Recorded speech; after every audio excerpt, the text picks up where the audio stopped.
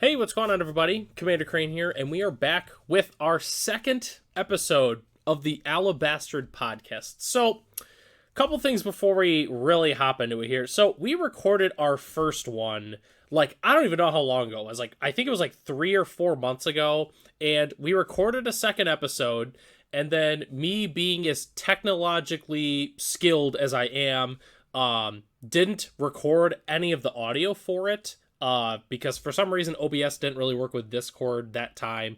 And yeah, so we didn't record anything, and then we just never got around to recording another episode. So that's why number 2 is called Back in Action, because we're going to be doing this on a consistent basis. So today, our group is a little bit shorter today. So I am joined with Cody. How's it going, Cody?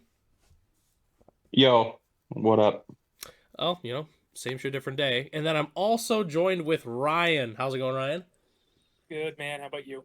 Oh, pretty good. I'm doing pretty good. So normally, Hunter and Caleb are also on the podcast, which there's a chance that they will be hopping on later. So at some point, obviously, if they do join, then obviously we'll all find out together. So we're going to be doing this podcast pretty consistently going forward. We're going to be trying to record this at least once a week. So the people will be rotating for the most part. It's kind of going to be like, hey, we're doing it at this time.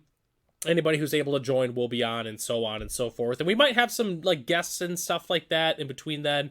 Potentially we might get some other people that play Magic in our group, at least in Northern Michigan. But anyway, so we got a couple things that we're going to be going over today, which it's mostly going to be Modern Horizons stuff. So I'm really excited to talk about this. So the couple things that we're going to be talking about today specifically. So we each have a spicy Modern Horizons 3 pick that we really wanted to talk about. Whether or not it's a card we're excited to play, it's a card that we're not excited to play against, or a card that we think is going to make a lot of impact, as well as other cards. We're going to talk about other different cards, like the Eldrazi and things like that we're not going to specifically have as our picks. But anyways, we're going to talk about a whole bunch of MH3 cards. We're also going to talk about what we think the modern format is going to look like after MH3, whether or not it's going to be good or bad, that kind of thing. And then also on that topic, the first ban, what we think the first ban update is going to be after MH3 specifically. So, all right, let's go ahead and hop into here. So MH3 picks. So there's so many spicy MH3 cards in this set. Whether or not it's a reprint or a brand new card, there's just a lot of cards that are really, really exciting to talk about. So the first one, we're going to talk about Cody's pick. So Cody, what is your pick for the card that you wanted to talk about today? I want to talk about a Johnny, what's his name? A Johnny Nakatl Pariah. Yes. Yes. All right, the floor is yours. Very excited about this card. I have one of my decks that I have built is Zoo, and I think it just slots right in there perfectly. I mean, the deck already plays 2 other cats, and it's just kind of a nice help the deck maybe go a little wider, and then also have the kind of good pressure against the more controlling decks, things like that. So yeah, super excited about this card. It's easy enough to flip, which is pretty sweet. And even if you don't flip it, it's just 2 bodies and 3 power for 2 mana, which is pretty strong. And the backside, the Planeswalker is just really good. I mean, all around, just a great card. Yeah, I think this card is going to be a nightmare for other aggressive decks to deal with in that Zoo matchup. It just makes it very hard for you to race the Zoo deck, which is already a problem because they have Leyline Scion nonsense and they have 2 mana 5/5s and all that. But you play in a Johnny, and what are they supposed to do? If they attack, you just block with the cat token, it flips, and you can just make another cat token, and if you have another red permanent, you ping something. Right. And if you have a Leyline out, if you have a Leyline out, you have a red permanent, so yeah, everything's red. So it's fantastic in that. And then everything, yeah. And then even if you don't, there's whatever, there's Territorial Kavu and The Is that question I it? have, Cody, is this going to cause Zoo to start playing more cats, or do you just throw it in the deck? I think that some people will probably try to put other cats in there. And I think that's kind of one of those like hurting your deck to try to make it more synergistic. I don't think that's necessary. I think you can just put this card in the deck. And just have this and Wild Nakatl, and I think Neshoba Brawler is a cat. In the shoulder brawler, yeah. Yep. Yeah, and I think that's plenty. I don't think you need to make the deck worse by putting like I don't even know what other cat you put in there, but I just don't think you need to put like Sweet's main line or anything crazy like that. Yeah, I definitely agree to that. So at least so for the obviously for those who are watching this, so weeks ago we did like some concept testing where you were playing a Johnny, like this is even before MH3 spoilers really started. And then we also played last week at FNM with the full set being revealed, where we were kind of doing a cool thing where, you know, playing some of the MH3 cards early. And I must say, like, a Johnny, it feels like, for me, like, it's a card that you have to dance around it or you have to answer it immediately. Like, with a Johnny, because, like, it's like, okay, well, I'll attack with my Neshoba Brawler. So it's like, okay, well, I can't trade with the cat because then the Ajani's going to flip and I'm probably just going to die. Or I'll even die to the 0. You know, there's a chance, like, you're at a really low life total and it's just like, okay, I'll 0 it and you die. So basically it's like, okay, well, I either take 5 or I take 0 and then I take 5 anyways from its 0 or, you know, what have you. It's just, Ajani just seems so good. You get so much value from it. One thing that's also sneaky good is Ajani itself is a 1-2 and not a 2-1, which is so much better against Bowmaster. So because if you played Ajani and it just died to a Bowmaster, we almost wouldn't be talking about it to a certain extent, you know. So right, yeah. The fact that Ajani itself is a 1-2 is so beneficial for it. So I don't know. I think this card is nuts. I mean, and like you said with the cats, just play Kavu, maybe some Ragavans, and then just play Leyline. Like, you don't need to play any other cats with this card. I think I don't know. This card's just nuts. There's also going to be a lot of. The only card that Modern Horizons 3 is kind of pushing you to play in this sort of cat deck is Ocelot Pride, and I don't know if that's worth maybe cutting Ragavan for or not. Like, the card is also, like, it could have made the list. The card is actually fairly strong, but I don't know. Like personally, you're just diluting the deck. Right, and I'm already cutting Ragavan for Ajani. Oh, I see. Okay. Yeah. So your only and I don't know is Nakatl? Yeah, which is honestly fine because most of the time I want my land tapped on turn 1 anyway. So that's fair. I don't need a ton of 1-drops. But I also have like Bolt and Stubborn Denial as other 1-drops, and hold those up. Leyline Binding. Turn one Leyline Binding. Yeah. I also think there's going to be a lot of situations where people go to kill a Johnny, and then I just bolt my token in response and flip it. Oh God. Ooh, I think that's going to happen a lot. Spicy. Yeah. That would actually that'd be pretty nuts. I'm not gonna lie. Imagine if Fury was still legal and you could like ping your cat to flip your Ajani or something. Yeah, and then kill something of theirs too. That'd be sick.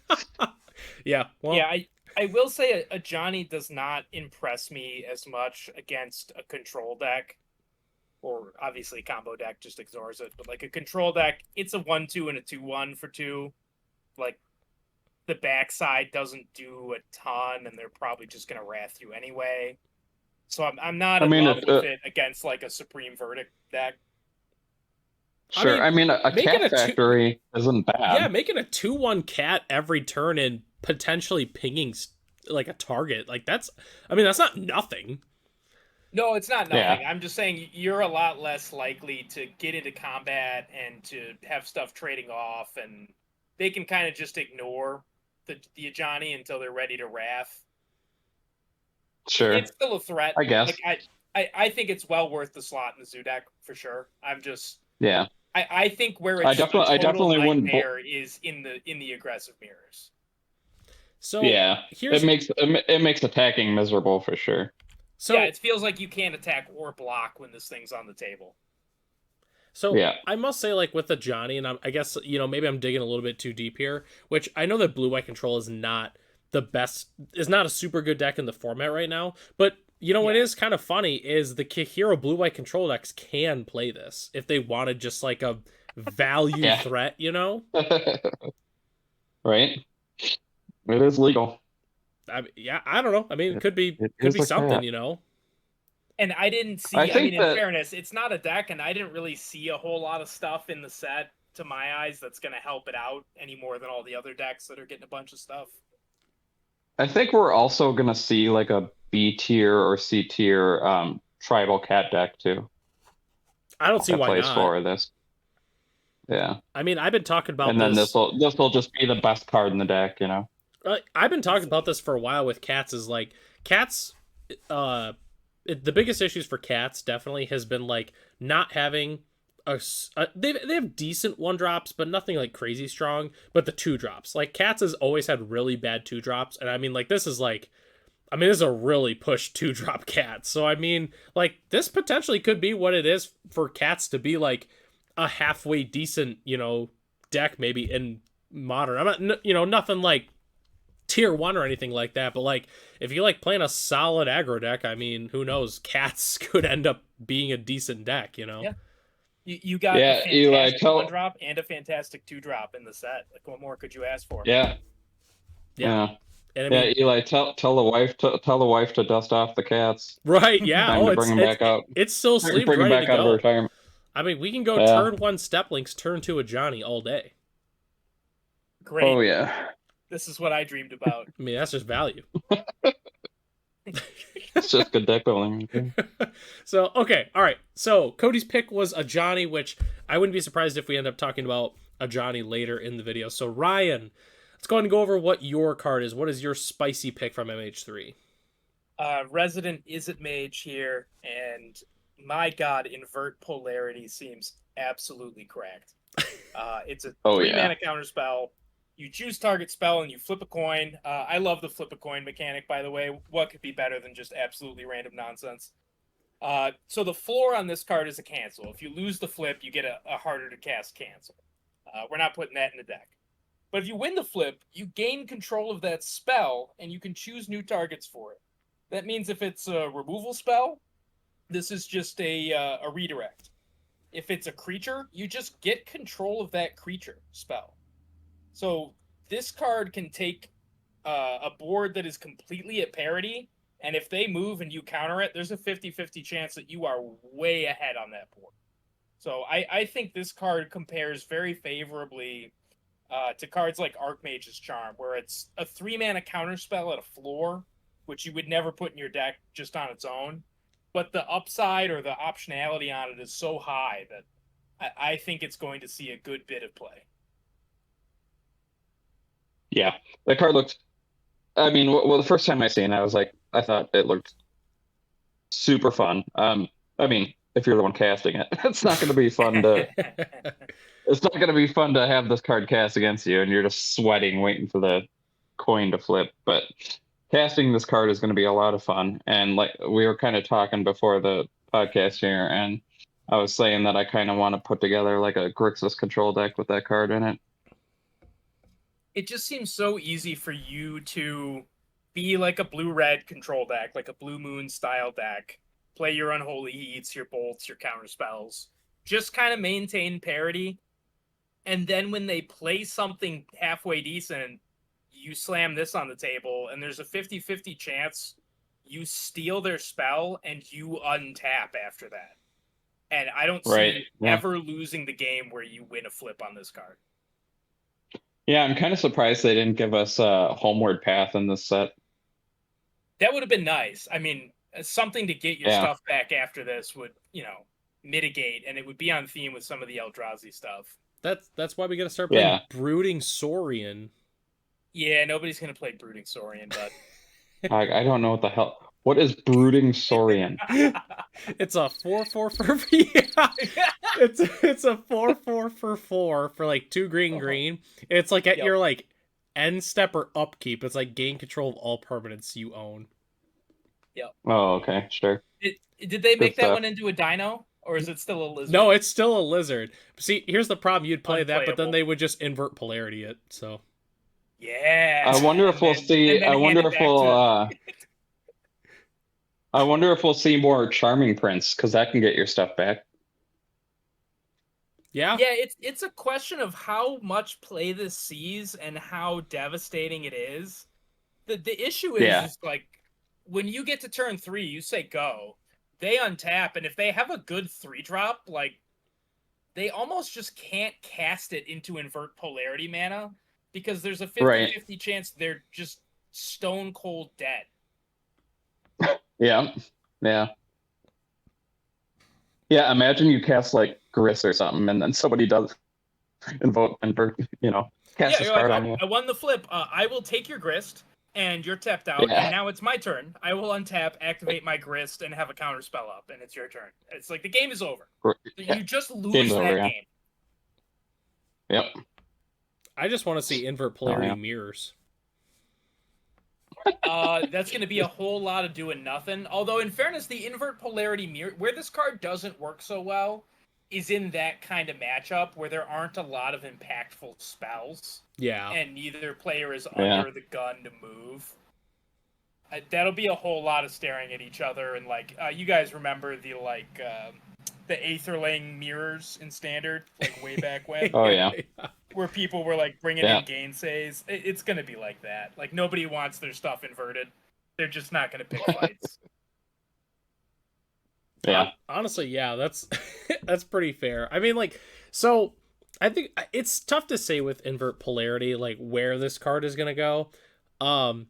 It almost makes me wonder if Violent Outburst wouldn't have been banned, like would Teamer Rhinos have wanted this, like at least in the board or something?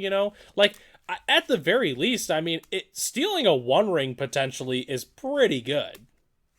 It's game. I definitely would have put that in Rhinos, 100%. Yeah, like the upside is just colossal. Like they can't. It's almost like if you have 3 mana up, they just can't play a permanent that costs more than like 1 or 2 mana. Yeah. The risk is just too great. Yeah, it's pretty bad. It's pretty bad when it's like, man, I hope my spell gets countered. Like, yeah, right. That's the worst part where you're like, And okay, even- I hope this is a cancel, but like, good lord, that's And bad enough. They're still sometimes, gonna cancel my spell and untap. There's going to be a lot of situations where even just taking their 1-drop is going to be like crazy good, right? Like a Thoughtseize or like a Ragavan or something. Is to start dashing your Ragavan into 3 mana. Yeah. Well, dashing's okay. Well, yeah, dashing's fine because it would still return end of turn. Yeah, at the very least, you'll get it back. If you cast it and they like yoink it and then untap, like, ugh. Like, it's all ugly. Like, even just like a Bowmasters, like, you steal their Bowmasters, that's already pretty good. Yeah. Yeah, it's pretty good. God, yeah, we don't even need to, like, the top end, like, the ceiling on this card is, like, unimaginable. Like, we talked about the One Ring. What about against, like, Tron? I'd like to cast my Ugin. Nah, I'd like to take your Ugin. I'd like to steal your Ugin or counter it. It's up to you. Yeah, like, either way, it's great. Invest in Veil of Summers. Well, right? Yeah, I guess that does work. That's unfortunate. Yeah, Veil will do it, yeah.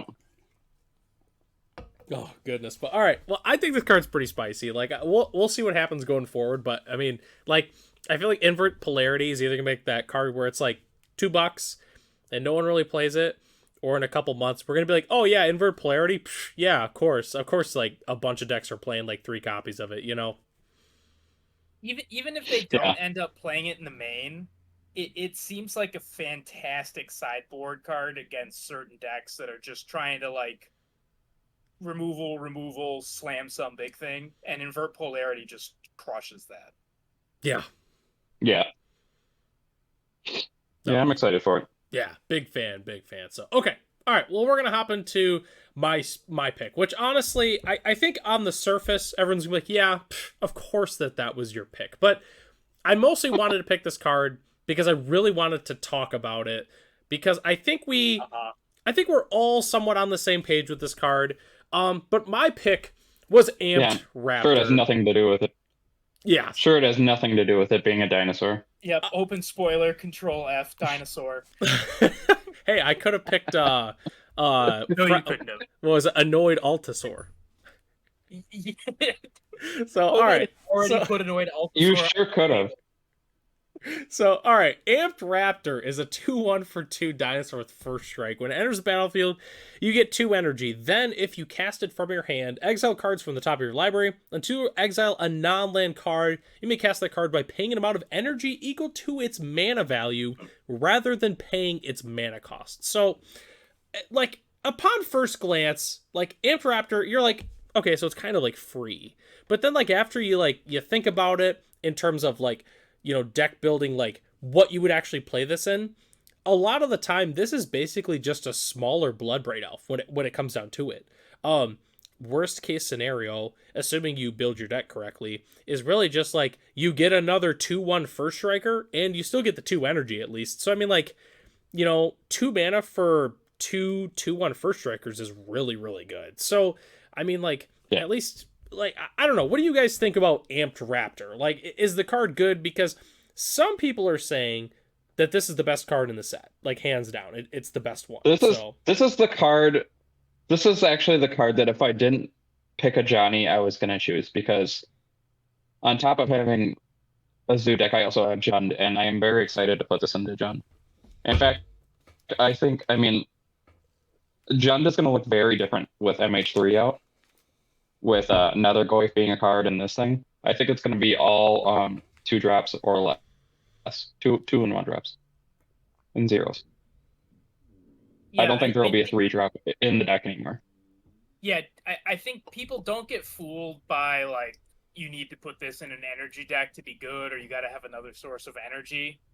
I think you just build a deck where this thing just works. And you're low to the ground, you're either like Burn, or you're some Boros aggro deck, or you're Jund and you've cut all the 3s and 4s out of it, and you're just like a lean, like 2-for-1 style deck.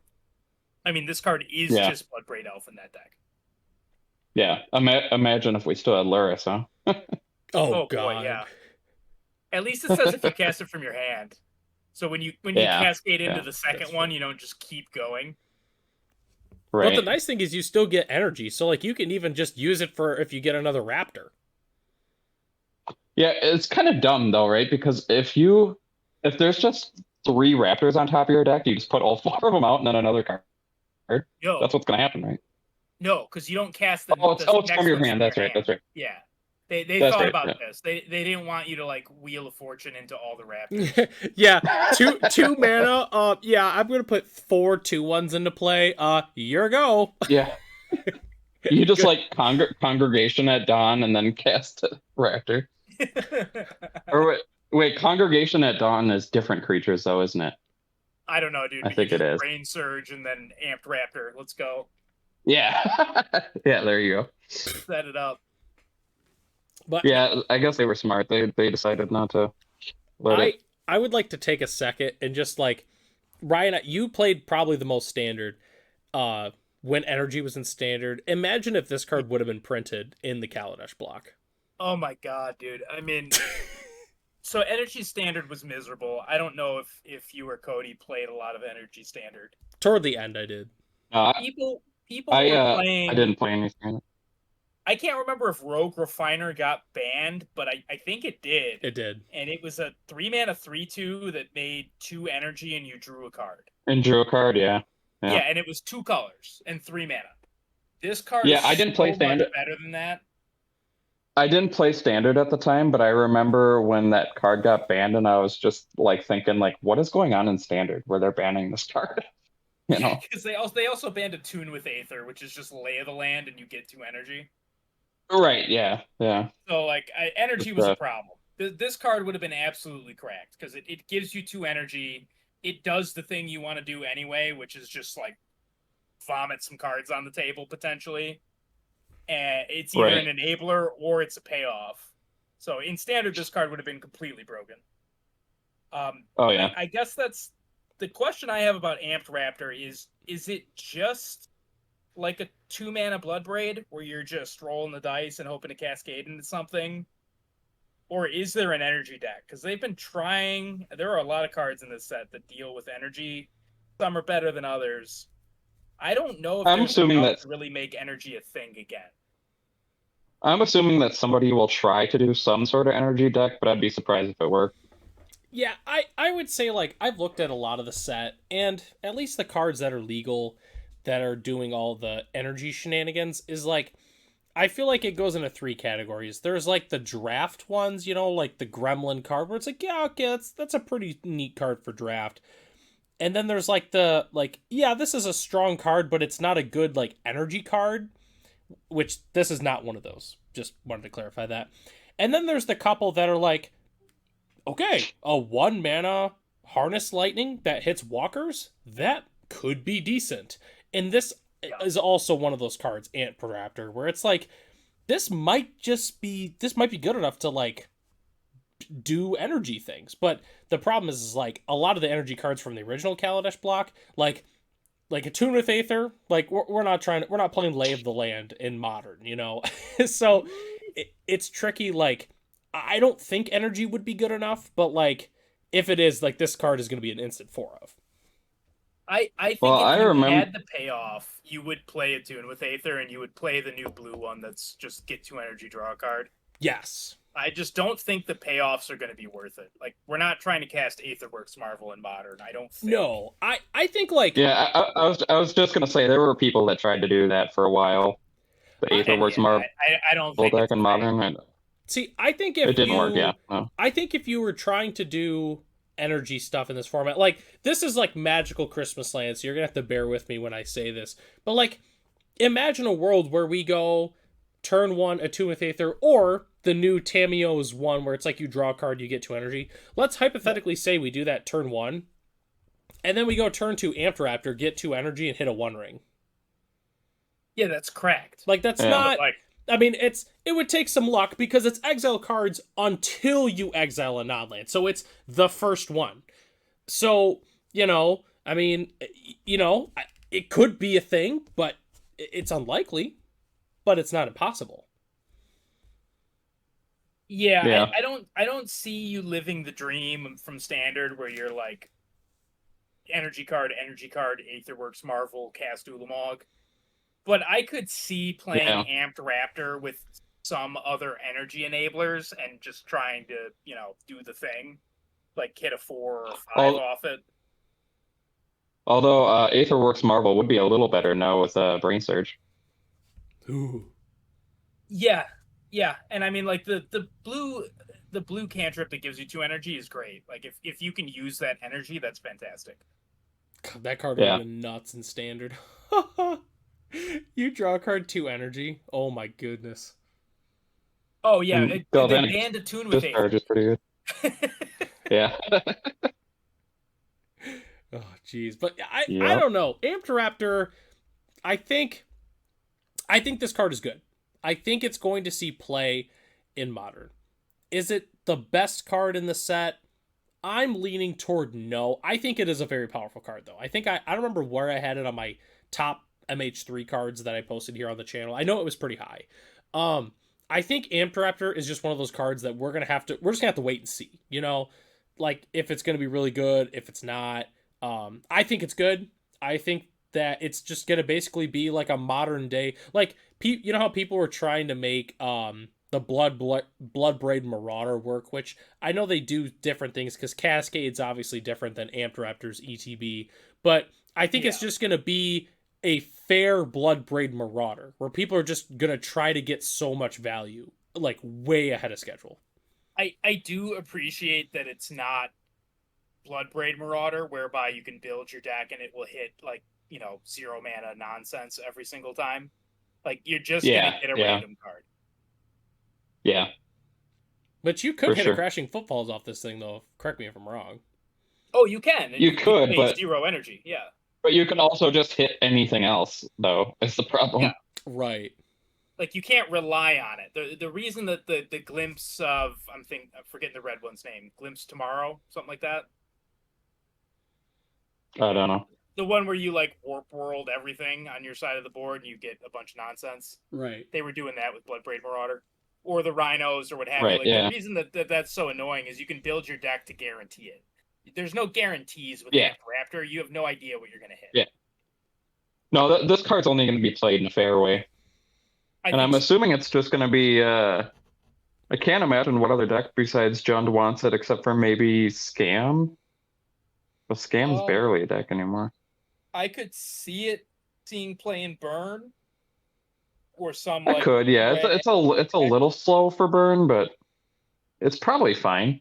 I don't know, man. A free 2/1 first striker though, like that's, I don't know. Yeah. Yeah, you got to think, like, in a Burn deck, you pay 2 mana for this, your whole deck hits. Like, any spell you hit hits, and it's good. Oh, yeah. Definitely. So, it's just a Burn spell, plus a free 2/1 on the side, and I'll take that all day in Burn. Yeah. Yeah, that's fair. And you can still play Giganta. Yeah. So, I don't know. I mean, I think this card's good. That's really my opinion on it. And I mean, if you really want to get technical, not that you would definitely get burned by it a lot, but it would be funny if you played it in Zoo and you hit like an Ajani or a Territorial Kavu or something off of it. Yeah, no, but the problem is you're going to hit Leyline and Scion a lot. Yeah, you can't do it in decks like that. You really need to take this card into account when you're doing your deck building. But like, if you're playing it in Jund or Burn or I don't know if maybe some other low to the ground red aggressive deck, I think this just slots into pretty much any deck that fits that bill. Yeah. Yeah. No, I agree. So okay. I wonder if this could be a good like 8-whack card too. Oh yeah. Honestly, yeah. Yeah. Yeah. Yeah, it actually probably wouldn't be bad. I mean, it's kind of free. The only thing is if you hit, I think about when I see this card is Burning Tree Emissary. Are you able to surge though with this card? You won't be able to. Not with the energy. Surge cost, no. Ooh, I was to say because that's like the only miss you'd have in the 8-whack deck is if you hit Reckless Bushwhacker. I think you so you would be able to kick Reckless Bushwhacker because kicker's an additional cost. Mm-hmm. So you could cast it with energy and then pay a red if you had a red up to kick it. I'm pretty sure but you wouldn't be able to surge it. You wouldn't be able to surge the other one. Okay, so you wouldn't be able to like turn 2 this. It'd be more like a turn 3 safe play. No, I'm turn 2ing this all day. Turn 2, yeah. Burning Tree, this guy hit anything at all, and then next turn we just go something Bushwhacker kill you. Yeah. Even if you hit like a Bushwhacker, I'm down. Right, yeah. Even if you hit a Bushwhacker, you still got a decent amount of power for your 2 mana. Yeah, no, I dig it. And if you don't use the energy and you have another Raptor, then you can just cast another Reckless Bushwhacker off the extra energy. I don't know. You still won't. You don't pay the surge cost. So I mean, you could get the 2/1, but you wouldn't get the surge. Yeah, I'm saying like if you had like 2 worst case worst case scenarios or something like that. You hit double Reckless Bushwhacker or whatever it's called, the surge one. Still a free 2/1. Yeah. That's the floor. I mean, it's not great, but it's not nothing, I guess. I don't know. I'm trying to look at the silver lining here. You gotta think every time I cascade, I hit elf. So I'm trying to think of like, okay, well, what's the worst case scenario? I'm sure we can find something else to do with this. Like in that deck, you can just play Battlecry Goblin instead and kill them next turn. And play Goblin Bushwhacker and just pay the kicker. Like, it is unfortunately a dinosaur you wouldn't want to put in dinosaurs though. Oh, I know. Probably not. Yeah. Yeah, it's kind of a bummer. Which honestly is fine. I mean, they still have energy. I'm not even mad about it. Here's the new dino for you. You don't want to play it though. I'm not even mad. I mean, I like playing Bloodbraid Elf and I like dinosaurs. I mean, this is kind of like a little bit of both, you know? I mean, it just means that I just play different cards. Right. Like, I mean, if I play like a really low to the ground Gruul aggro deck and I'm just like, I don't know, I can't think of any aggressive 2-drop specifically, but if I cascade into a Strangleroot Geist or something, I don't know, I'm not going to be mad about it. You're not gonna try Right. this in Dinosaurs with the Tune with either? Oh, we're going to do it, but that doesn't mean it's going to be Okay. good. Okay. I want to live the dream and go turn 2, like, Amped Raptor into, like, Rampaging Raptor or something like that. Just It's gonna be tough. Right. something absolutely filthy. And I could see there being a decent like rule aggro deck that plays this card. you can play Breakout. Unfortunately, you don't get the ETB with it, but like, I don't know. Yeah, I don't. Yeah. I don't. I guess if you hit Breakout, it's pretty great. But hitting this off Breakout, yeah. not so much. Actually, man, hitting a Breakout off this is pretty good. Hitting a Breakout would be pretty good, yeah. Yeah, I don't know. Again, we gotta, we'll have to try it out for sure. We'll have to do some brewing. The MTG Hive Mind will have to do some brewing. I think this card is going to be good. Like, I think it's... The range on this card is definitely probably the highest of the cards we've talked about.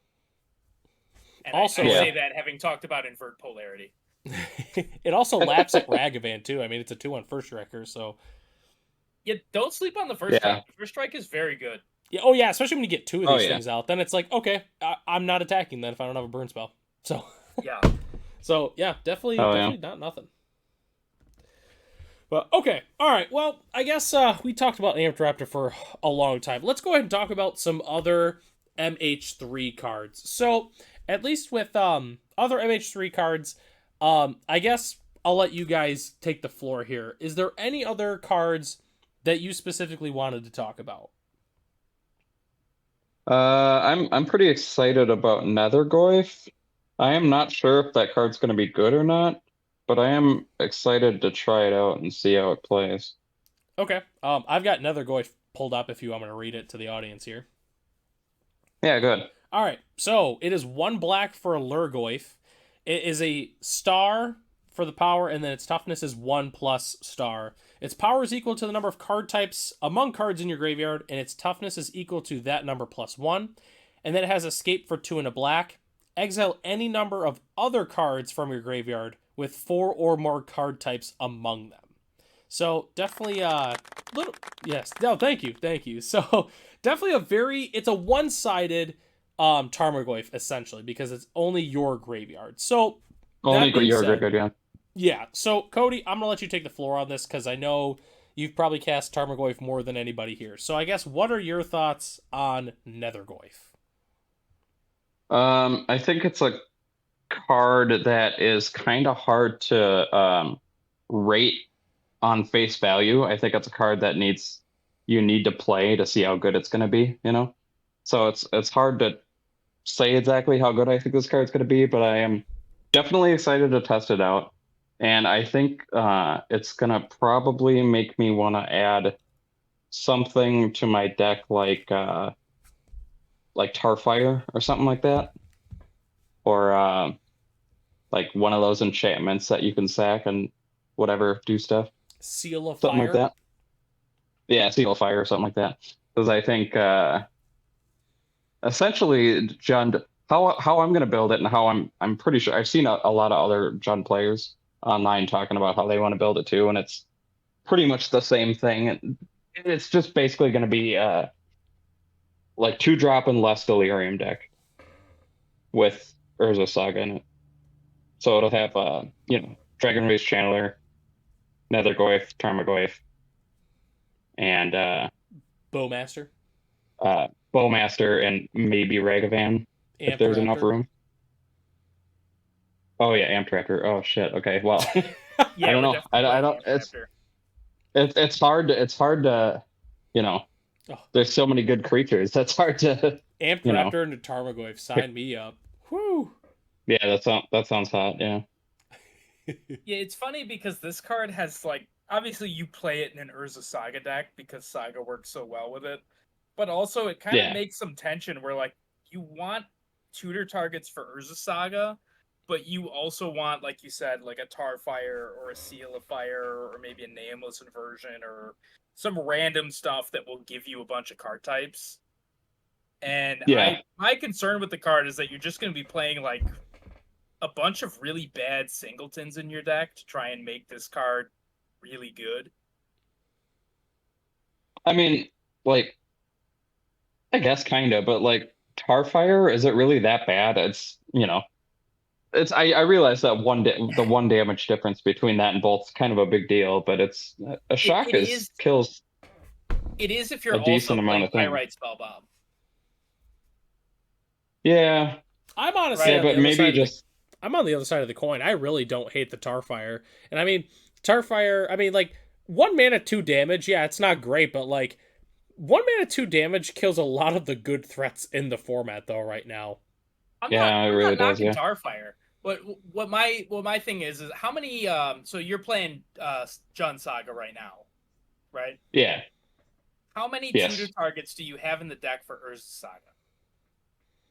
I believe it's four. I have Pyrite, Anile, a Shadow Spear, and Haywire Might. Haywire Mate. Yeah.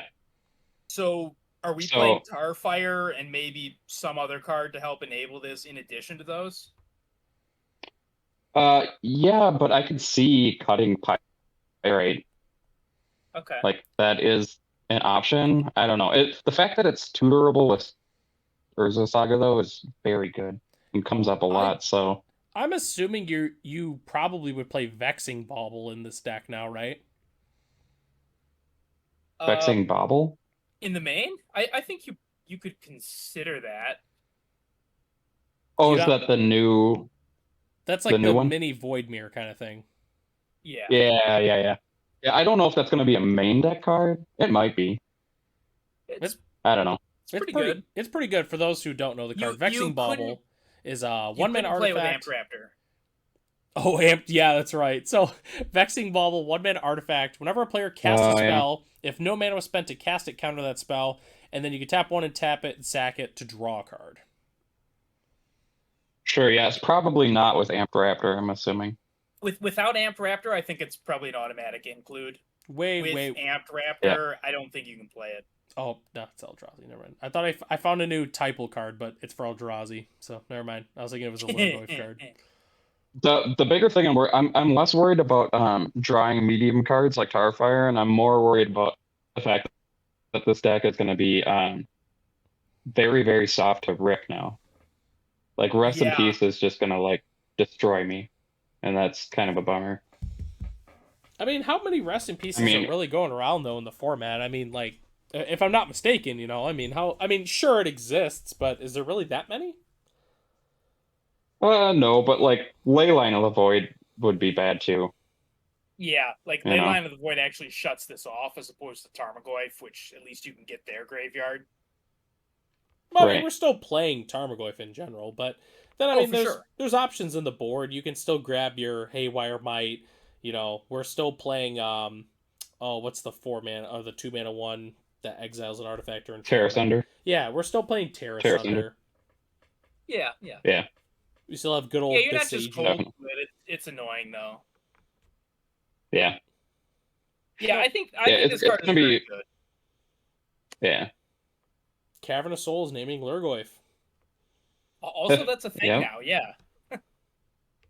Yeah, I think there's gonna still be too much variety in creature type to put a cavern in my deck, especially Yeah. because there's And you're playing just so Urza many Saga. great. There's so many great utility lands that cavern just isn't good enough. No, I can... And not to mention the new green land, got to slot that in there somewhere. Ooh, yeah. Actually, is this a good transition now? Yeah. All right, perfect. So, yes, this new Greenland, which before the spoilers came out for this, my prediction was, all right, green is going to have the worst of the cycle because it almost always does, except for like Beseju, but we don't talk about that. So, Shifting Woodland. What do you mean white? It's white that always has the worst cards. And they did again. That's true, actually. Yeah. So, Shifting Woodland is a land. It enters the battlefield tapped unless you control a forest. Then you can tap for a green, and then it has Delirium, so you have to be delirious. It's 2 green. Yeah. It becomes a copy of target permanent in your graveyard until end of turn. Activate only if there are 4 or more card types among cards in your graveyard, which that is how Delirium reads. So, Ryan, yes. So Ryan, what are your thoughts on shifting Woodland as a known non-green player? I hate it, and I don't want to ever see my. Okay, so for one, like playing it in a green deck, like green base deck, like you're just gonna slam as many of these as you can in your deck, and it's just always a threat to be something gigantic. Like even in the Yeah. most base case, you kill their best creature, and this thing always threatens to just become their best creature and kill you. But that doesn't Yeah. even get into like building around this card, where you're Wait. intentionally dumping stuff in your graveyard to try and get like an Omniscience or an Emrakul out of this thing. Wait, this card says either graveyard, doesn't it? In your graveyard. Oh, So it is that- in your graveyard. Okay. Yeah. So Okay. you're the one that has to enable it. You can't just like counter their Karn and then make your own Karn. Although, Sure. you know, if you're Tron, you can certainly they counter your Karn and next turn you just make this thing into a Karn. It wouldn't have the loyalty though. That's kind of unfortunate. Oh yeah, I bet Tron will probably play this card. Yeah, It's already base green. It's already base green. I think a lot of yeah. cards. So I think a lot of in decks a are gonna green play it. deck, this is just free, and I'm very scared of what people are going to come up with. Because if you're copying something that's not a creature, you can tap shifting Woodland to pay for the Delirium ability. So you can just turn this into an Omniscience, and you have an Yeah. Omniscience. It doesn't matter that it's tapped. Yeah, I'm wondering if we're gonna see new decks built around it or not. Yeah, I'm very That could- afraid of what people are going to come up with this card. Yeah. It's not going to be anything fun to play against. I can promise you that. Lotus Field combo, anyone? Yeah. Yeah, I mean, it's Yeah. like an auto include, right? I mean, you could literally tap your Lotus Field into Shifting Woodland to make it a copy of If- Omniscience. So if Yeah. you have a Dark Depths in your graveyard, can't you just make this a copy of Dark Depths and it won't have any ice counters on it? 100%, yeah. Yep. 100%. Oh my god, why do they do this? I don't know, I mean, but all And I'm this hearing just is it's looking time at for it for 10 Turbo minutes, Depths. like I'm already afraid of this card. Turbo Depths, Dredge, Yeah. or Dredge / Depths.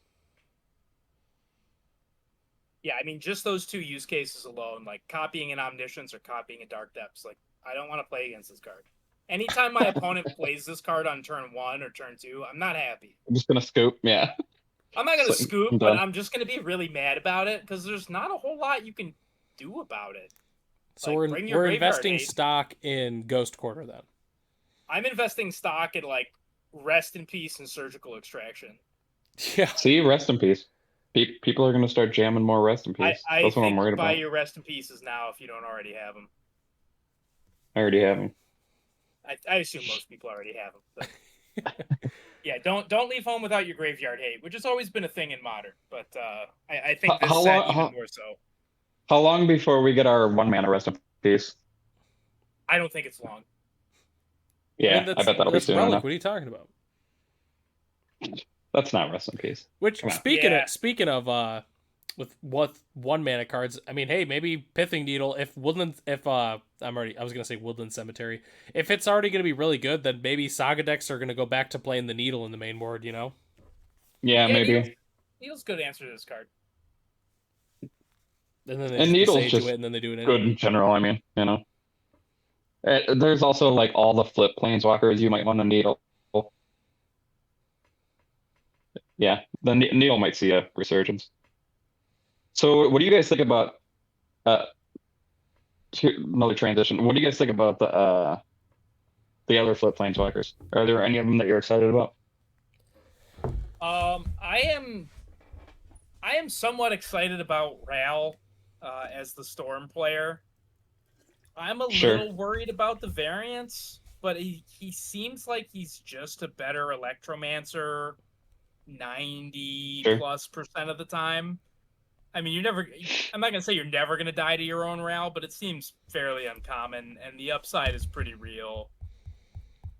Dog, nothing's Of gonna the make your other storm. ones, Nothing's gonna make your storm deck playable again, man. You gotta let it go. well, I wish they would have given me a better storm card. The other ones, I'm Well, they didn't. honestly not that excited about the other ones. I think Johnny's insane. I think Ral is a pet card for me, and I don't think know about the other one. people are saying Tameo is gonna be good. I don't know. I'm a little skeptical of an 0-3, but and some people are excited about Grist, but I'm not huge on either of them, honestly. I'm not very big on those cards. I think if you build around Grist, it could be all right, but you really got to build around it. Like I don't. Yeah, I feel like Grist is a fun build around, but it's not like great. I mean, it's probably Cameo, going to slot right into Yogg, right? Grist will probably just slot right into Yogg. Yeah, I mean, it seems free. Yeah, like in a there's way. a home I don't know for what it. they. It's just not like I'm not trying to build a Grist deck to harness the power of Grist. And Right. with Tameo, I don't even know that there's power there to harness. I don't think it does anything. I mean, it's a 1-drop potential planeswalker, so I mean, I don't know.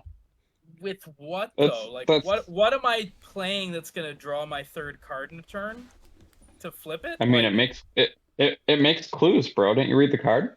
Yeah, I'm not spending my like turn 4 cracking 2 clues to flip my Tameo. That's never gonna happen.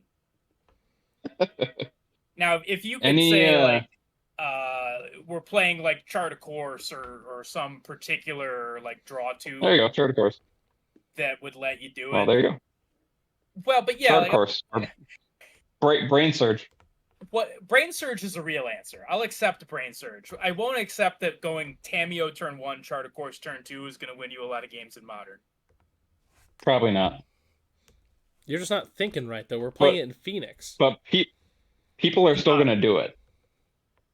Modern. People are still going to do... Dude, I hope they play Tameo against me. Yeah. My opponent plays Tameo turn. I'm like, whew, okay. I'm good. Who sat down at the design table for Tameo and was like, how do we make it investigate? Let's have it attack. Like, this thing should have Defender.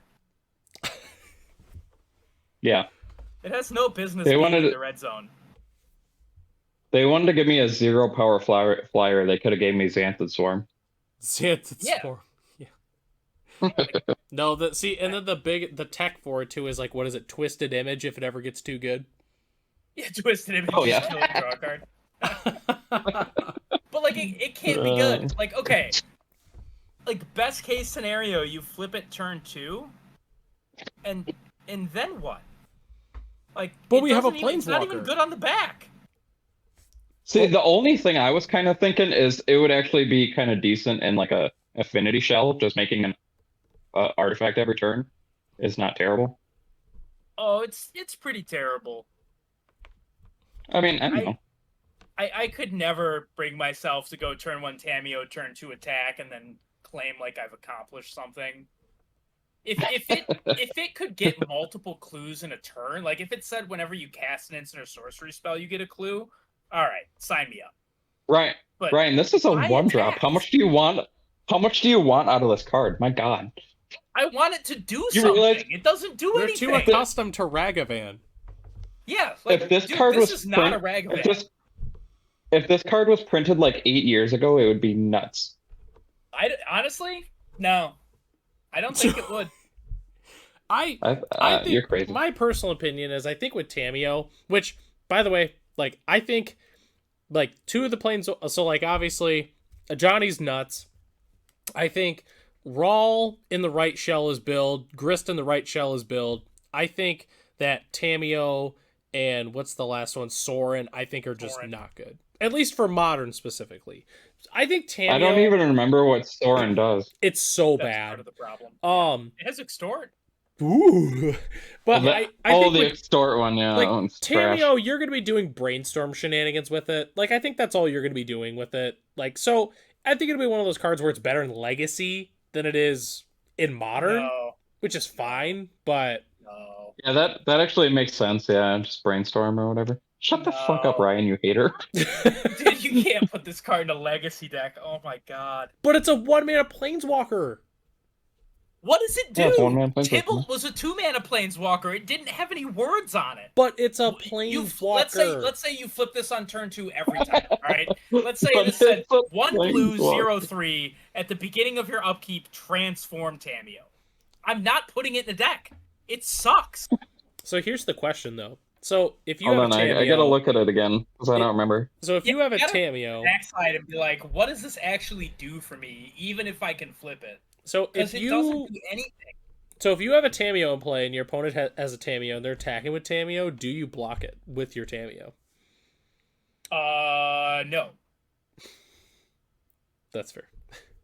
No, They- there's no reason. They might have a monstrous rage, bro. They might have 2 mutagenic growths. Like, To I'm have not two buying. mutagenic growths. But yeah, so I don't know. Like, I don't think Tameo's that good, but we'll see what happens. So there's a couple cards I want to talk about real quick. So the first one, this will be a brief conversation, is Eldrazi Linebreaker. I think this card is really pushed in terms of like the effect that it adds. Obviously, this is not like game breaking, but like, I mean, this is just a Reckless Stormseeker, but just like on crack, essentially. So 3/3 for 1, colorless, and then red.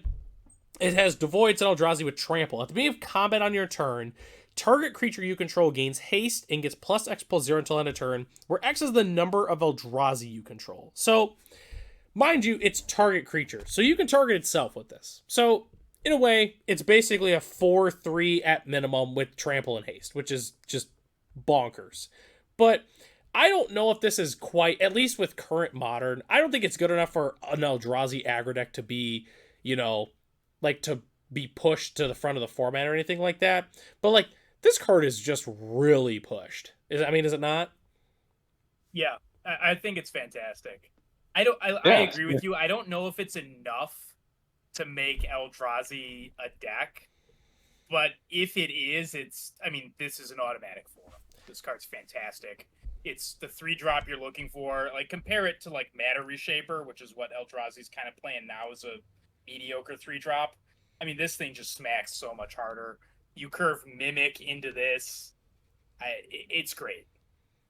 Yeah. I'm honestly kind of surprised that they decided to print more Eldrazi. I mean, after Eldrazi Winter, I'm surprised that they weren't scared to do it. You know, I mean, it's Okay, so a risky maneuver. So we go turn 1 Mimic, turn 2 Eldrazi Linebreaker, trigger, Mimic's a 3-drop, we move to combat, and then we attack for 8? Correct. Yeah. Yeah. And then you play a Thought Knot next turn and they die. Yeah. Like, I don't even want to do the math. They're dead.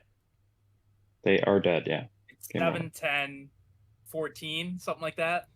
Oh, because it'd be 4, 5, 6, 7, 11, 14, yeah. So yeah, that's turn 3 kill, because it'd be 8 and then 14.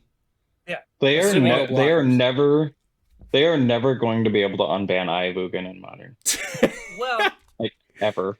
Could you imagine Ivugan with Linebreaker, though? Just imagine, oh, though, it'd like, be ridiculous, dude. Ivugan Mimic turn It'd be so 2, like, I mean, you can't make 2 red mana, unfortunately, like, at least in a normal draw, but just, yeah, like, Linebreaker turn 3, or like, even just when you play Linebreaker, just go, like, turn 3, like, a second red source, and just, like, I don't know, another Linebreaker, or double Linebreaker, whatever you want to do.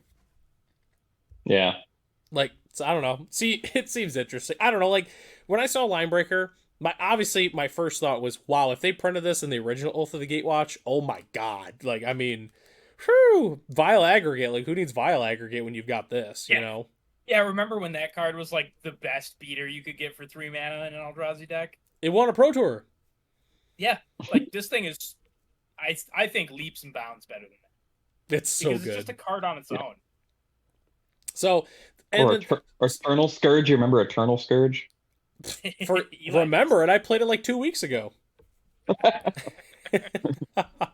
So, speaking of like lands that should be banned because they make too much colorless mana, I feel like the last card, unless there's other cards that you guys want to talk about, which is fine, but I feel like we got to talk about Ugin's Labyrinth. I mean, this is, I feel like most people are agree upon Pretty that, good. like that this card is really good. Some people are saying it's the best soul land pretty much in the game. Others are saying would not like, go that yeah, far. it's niche, but what are your Then guys' thoughts on Ugin's Labyrinth? in the game, as in better than like Ancient Tomb. That's Yeah. what some That's people ridiculous. are saying. Well, It's not- that's it's- wrong. Oh well, those people are dumb. Yeah, they're dumb. It's, Yeah, I can't agree with that. I will say Yeah, that no.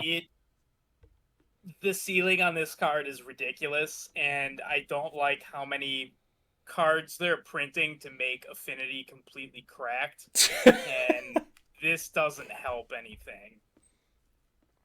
But it's not an artifact. yeah, I mean, Synthesizer already made it like a Synthesizer already made Affinity like a tier 1 deck. Did they really need to add a Soul Land to it too?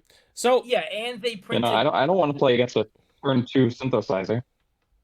no, and they also printed that like combo Frogmite Mirror Enforcer card. in the set. Frogmer Enforcer. Yes, that nonsense. Which you can just slot right under this thing and it's fine. Or your Mirror Enforcer. Or your And it just Sojourner's takes Companion. Yeah. Like how many Mirror Enforcers do you need? 3, I guess. Well, yeah, 12 if you're playing this card. It's probably fine. All of them. All the answer is all of them. So, one thing I find interesting that a lot of people talk about with Ugin's Labyrinth in regards to the Affinity decks is they're like, well, it's not an artifact. It kind of is. Because if you think about it, Darksteel Citadel is an artifact and taps for 1. That's 2 mana. This makes 2 mana. Like, it is a pseudo artifact. It makes 2 mana. Yeah, in an Affinity deck, it's the same. Like, it just taps for 2. Yeah.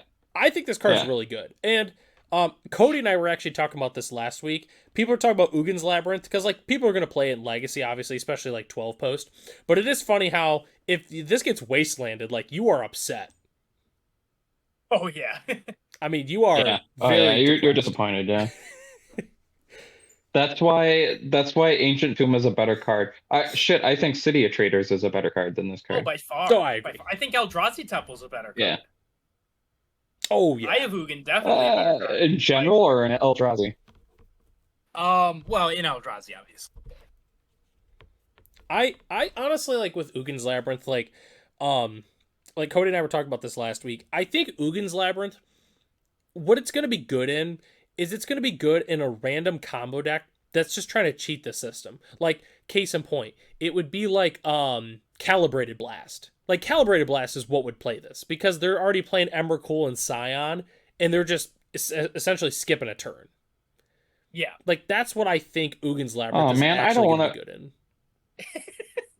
I don't want to play against turn 1 Chalice. God damn it. Yeah, exactly. That's Like gonna suck. that. Yeah, you could turn 1 Chalice, and like That's I think it's fucking just gonna be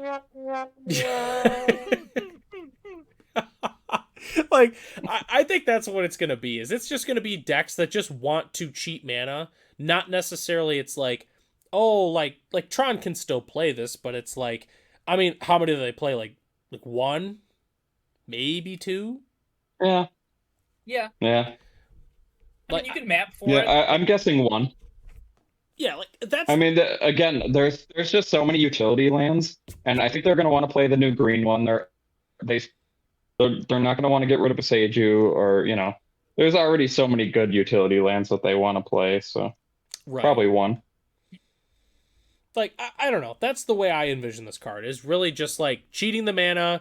You're playing you're cheating in Emrakuls, or you're doing some shenanigans like that, and then obviously like Affinity. So like I don't know. I mean, maybe this card is gonna age like wine. As the format goes on and we get more Eldrazi or more big colorless idiots and stuff like that. Like just as time goes on, like Ugin's Labyrinth might just get better. I think this is going to be a card that helps Tron get out of locks like Alpine Moon. Help them get to their shit a little faster. Yeah. I have never seen them print a land that taps for 2 or more mana that was just like it helped the format become Bad. a much better place. Yeah.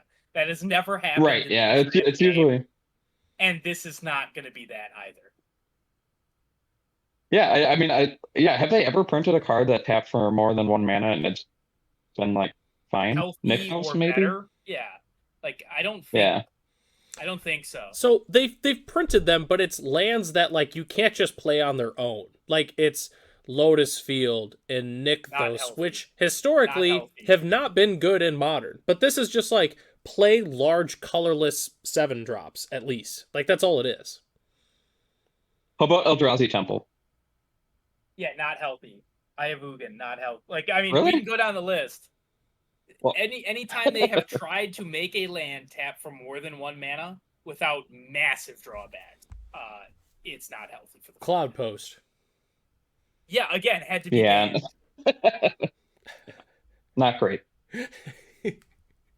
So I mean, I don't know. I put Ugin's Labyrinth. I know it can seem contradictory because I did put it at number 1 on my list. But like, I mean, there's not really a reason not to put it that high because it's a soul land coming to Modern, like a relatively non-conditional soul land.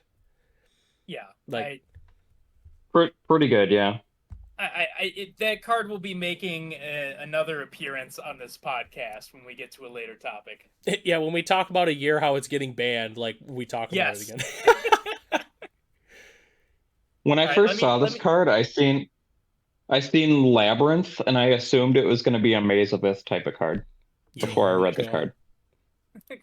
That would be healthy. I do kind of wish, actually. Yeah. Yeah. I'd be investing before in we questing move on to pieces. Before we move on to the Maze next of Ith topic, is kind of a toxic card. yeah, but like how hard, like Maze of Ith is never going to make a format like that miserable. I would like to disagree. Really? Yeah, I kind of disagree. You'd like to disagree? It can kind of fuck you, like really f up aggro decks. If you have like 2, 3, wait, Maze of Ith isn't legendary, right? No. Yeah, so you got like 2, 3 Maze of Iths out. There are so many decks that just can't beat that. It doesn't tap for mana. Like historically, It does if you have Urborg. Yeah, or Yavimaya. But like, yeah. Honestly, if they printed Maze of Ith like straight up reprint into Modern, I don't know how good it would be. The format is so fast. Bro, you're crazy. That card would be nuts. Like, Hammer Time wouldn't be a deck anymore. It's already barely a deck, but it wouldn't be a deck anymore. Fuck Hammer Time. would the you heard it become... here. Hammer Time players, you guys can just not. Yeah. Yeah. Would the format become like significantly worse with Maze of Ith included? I don't think so. I don't know how significant, but I think it would be worse. Right. I think it would really hinder aggro decks. And especially decks like mine, like Jund, where I'm only planning to attack with a few creatures that are big, or Zoo. You know what, Zoo? Zoo would be fine. Your Scion has Murktide? Dude, it would like kill Murktide, your deck. Yeah, I would stop playing it. We're playing Harbinger of the Tides, homie. Okay, so it would kill like 5 decks, and you're telling me it wouldn't significantly impact the format? In a bad way, though. Like, yeah, that's bad. I don't think it's that killing mid-range decks is a bad thing, Ryan. Oh, I strongly disagree that it would kill mid-range decks. You can't deal with a measly little land.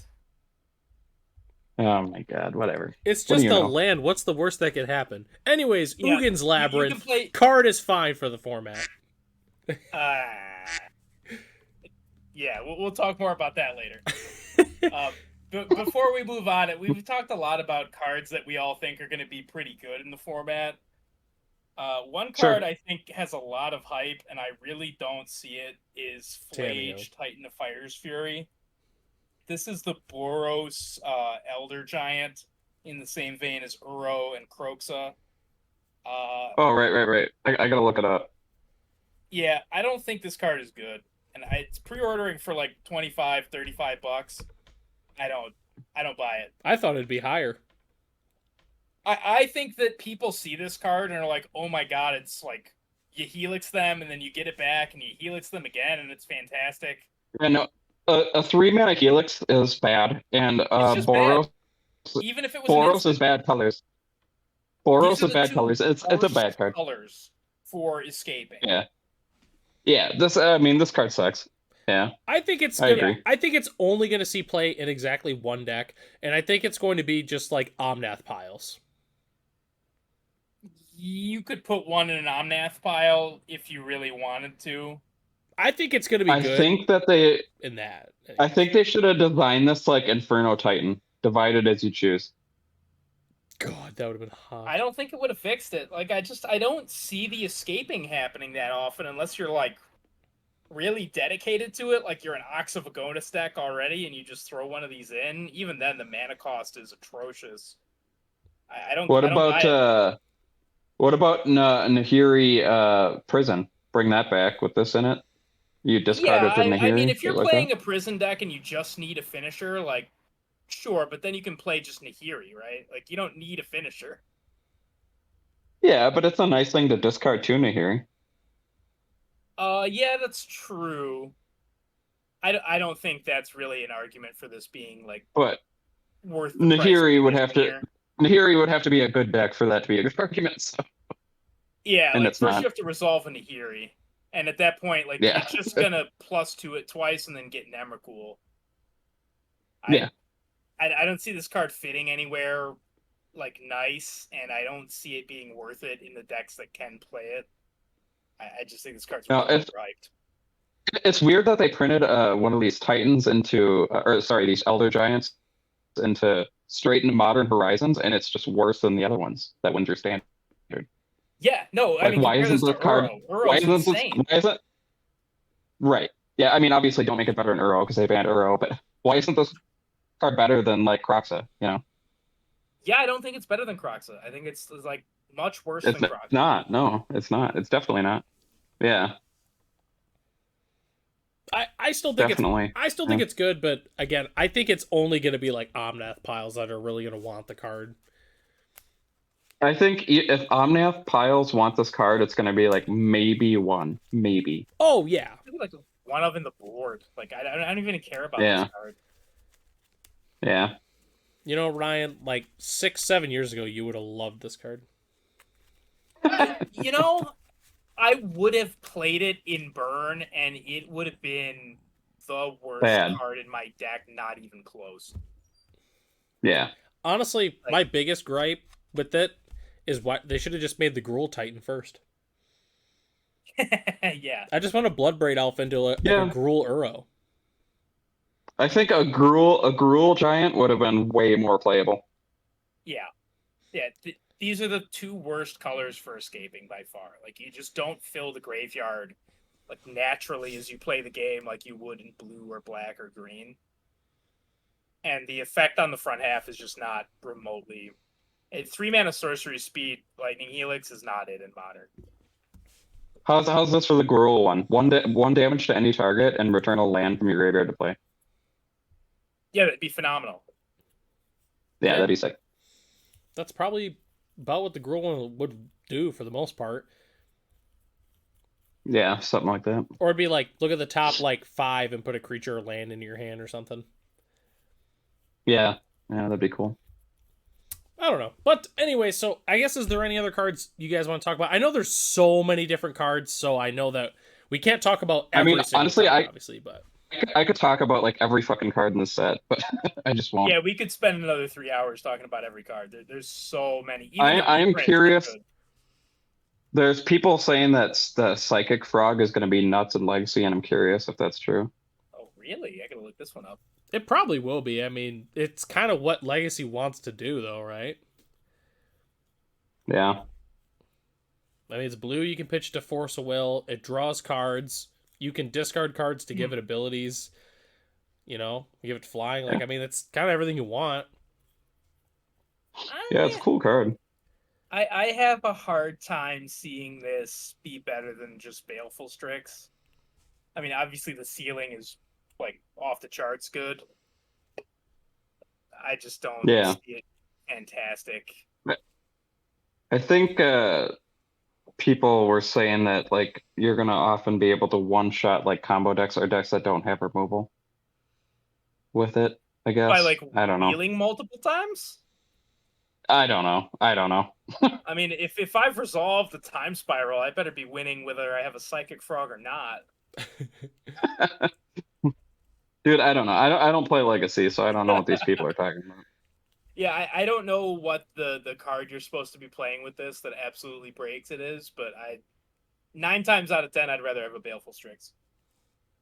Maybe that what's that card that what's the name of that card? It's like blue or blue 1 draw 4 or something like that. You discard your hand at the end of turn. Oh, Ideas Unbound? Blue draw 3 Yeah, and that's turn discard 3. yeah. Yeah, Maybe something like that. I don't know. You're thinking too good. It's I it's don't- one I with don't- nothing. it's one. One. I just don't. I don't know. I don't see this card being like that good. No, I can't imagine spending 2 mana on this in Legacy and just like putting it on the table and saying go. But I hear stories about Psychotog and how it's like was like the nut back in the day. And I read So- that card and I'm like, how is this card ever playable? I cannot believe that this card was playable. Psychotog was the nut because it was an enabler for several different archetypes. Like Yeah. largely Madness, but also like Threshold. Sure. Yeah. And, I don't know. The way I heard the way I heard Past. everybody talking about it is just like beating down with it though. I mean, okay, it's a 2 mana Ophidian. Like, you can make it big, so it's hard to have combat with it. I just think we've come a long way from the days where, like, you play a Psychotog and they're like, oh, well, I can't Lightning Bolt that because they'll just discard 2 cards. Like, Yeah, definitely. Yeah. I mean, we're not there anymore. That's not what Magic is about anymore. Right. We can bring it back with Psychic Frog, though. Yeah, I don't think Psychic Frog is going to do it. I like the design. It'll probably I don't replace even- Psychotog in my cube, but that's about it. I don't even think it's gonna see really any play in Modern, not any real play anyway. No, I can't imagine this card ever doing anything, which is very sad because I love Psychotog. Yeah. And this is like better. Right. But Yeah. still not good enough. But okay. Maybe if it could discard cards for hexproof or something, then maybe it'd be good. But If you're getting value off the discard card, like if there's a Madness card you want to be playing, like I'm not putting this in a like Asmarana, Marta, Cadastina, Koldakar deck or anything. yeah, this would have been a perfect time for them to give me the card I've been asking for a long time, which is Circular Logic. Yeah, like that's what I'm saying. Like something like that where you're getting the value off the discard card, sure. They should But have. Yeah. Should have honestly given us Basking Root Walla, so we have 8 Walla. I mean, you can play Blazing Root Wall. 8 Wall. Yeah. Like, I just don't buy that that's worth putting in your deck. No. We play Fiery Temper too, though. It's Grixis. Yeah, this is just a bunch of cards that like are not playable on their own and do not work well together. I wonder if there's any chance people will try to jam it into a Reanimator deck, though. Just as a value, like, I'm just going to draw cards with it, and then every now and again, I'll discard my threat to reanimate. Reanimator You know what I mean? Legacy is like turn 1 or Bad, 2, I you're know. bringing back the thing. Like, I'm not tapping out for Yeah. Psychic Frog. I think this card will be very good in Cube, actually. I'm looking forward to playing it in a Cube setting, but not really. It does seem like a good cube card, yeah. Yeah. That's fair. It'll but- probably be a really good limited card, too, or a really good, in draft. Oh, it'll be great in And draft, sealed. yeah. Yeah. All right. Well, I guess let's go ahead and transition to the final topic of the video here. So, the Modern format after MH3, and we'll also kind of tie this into the other last part of the conversation, which is like what we think like the first like ban update, what that potentially would look like after MH3. Obviously, it doesn't necessarily have to be an MH3 card, but just because of a certain addition to MH3 makes, X deck a little too strong and they have to make some changes. So I guess What do you guys I- think the format's going to look like after MH3 finally is released?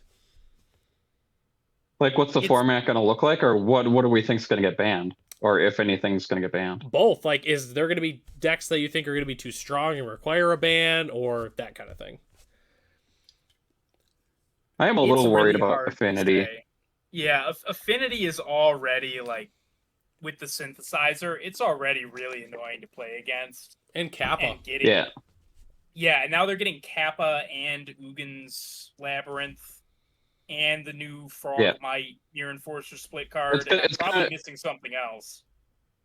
Cosmic's it's gonna Unsealing, damn near potentially. be. It's gonna damn near be like 8 cast in Legacy, and I'm not really looking forward to that. Yeah. So I would say my first thought to that question is I would like to see Ugin's Labyrinth banned, and I would like to see Grief banned. Grief, sure. I can't believe Grief has made Primarily it this because of a long. card we haven't talked about, which is Phyrexian Tower.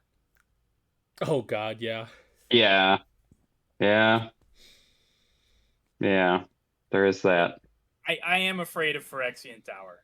And I don't know if they're going to ban Tower, but they might ban Grief if Tower decks get too good, because Grief is already a problem, and it's just so free to sack your Grief to Tower. Yeah, I'm curious what kind of shell is gonna want it. I'm sure Yogg's gonna want it. I'm Oh, sure easily, that yeah. Scam will want it. I'm not sure what else, but You don't even it's think, gonna like, be good. and I might be reaching here, but you don't even think, like, Amulet Titan would use it? They just sack, like, their plant or something like that? Oh yeah, I'm sure they would. Yeah, They could if they were playing definitely. enough, like, Colony Garden type stuff. Or they can sack a Grazer. Yeah, no, it's probably Yeah, worth they got playing. they got Grazer. Yeah. I don't know. It's tricky. Which, actually, speaking of Amulet Titan, I think the only upgrade that deck potentially got was Flare of Cultivation. Pretty big upgrade. Yeah. But I don't. It's tricky. It's tricky to say. Like, in terms of decks that might be too powerful. I think Affinity for sure is like that deck, because with a combination of Kappa, a new Frogmare, and then the Mirror Enforcer, and then the Kozilek's Unsealing too, potentially, which people are saying that that's just broken, which I think it kind of is. Like, instead of playing like the synthesizer, they would just play that and, like, oh, I cast a 7-drop, I'm gonna draw 3 cards. Like, I don't know, that seems pretty bonkers. But I don't know, it's tough to say in terms of, like, cards that I think would get banned immediately. Like, a lot of decks got upgrades for sure, but I don't know if there's a lot of, like, brand new decks that were necessarily formed, with the new cards. You know what I'm saying? I don't think this is like MH2 where, like, the new cards are so powerful that it's just going to completely change the format. Are we worried about any of the flares being a problem? Yeah. All of them. Yeah. Primarily the I mean, white one, I think is the the white. most I was just gonna scary. say it. I think the white one is the scary. It's funny though, because you would think the blue one would be the scariest, but I really think it's gonna be the white one. The blue one's going to be a lot harder to cast, just because That's it's got true. to be a non-token blue creature. The Yeah. white one is going to be easy to cast. Will we see Snapcaster Yeah. come back? We might. So, I believe, just on rereading Flare of Denial here, that you can Snapcaster. No, you wouldn't be able to flash it back for the alternate cost, right? I don't think so, because Snapcaster doesn't let you use alternate casting costs. Yeah, it doesn't say you can cast the spell. It says it gains flashback, and the flashback is equal to its mana cost. Yeah. So, like, you can't Snapcaster Oh, a sure. Force of Will. Well, you can, but you're going to pay 5 for it. You can. Yeah, you got to pay for it. Yeah. Yeah, so I don't think Snapcaster really got any favors here. But it being a blue creature that you can sack to flare is good. Nice, yeah. I don't. So I think we that might see. Flare is like the problem Flare. I think we'll see like a blue moon deck that has the the blue Blood Moon creature, Snapcaster, and then maybe like Tidebinder with alongside a flare. Yeah, you don't gotta twist my arm.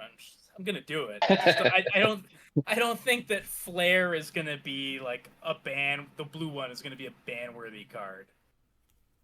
Maybe that's I think the white maybe one is very scary. The green one is very scary. The black one. You know what? Just I think solid.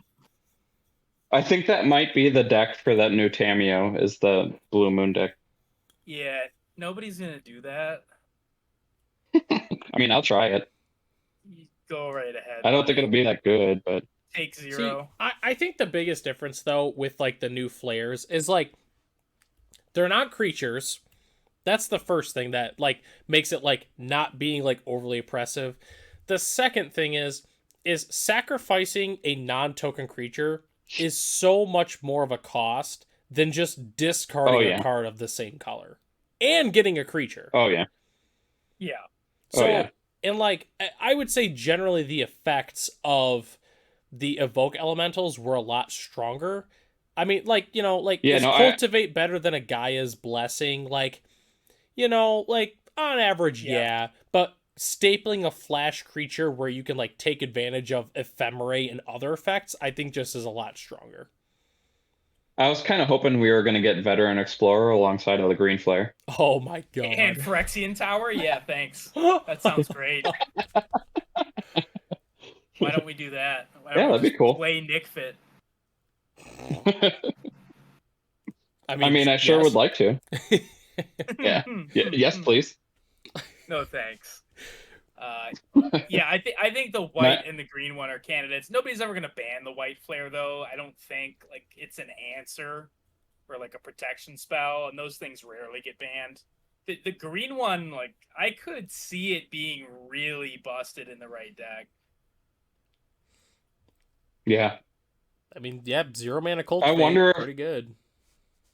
I wonder if we will see a land-based deck pop up with like Knight of the Reliquary and then, you know, that Dark Depths and the Green Land and shit like that. Dark Depths is banned. Is it banned? I thought it was. It's banned in Modern. Oh, I thought it was. Okay. Oh yeah, you can play Thespian Stage, not Dark Depths. That's right. Yeah.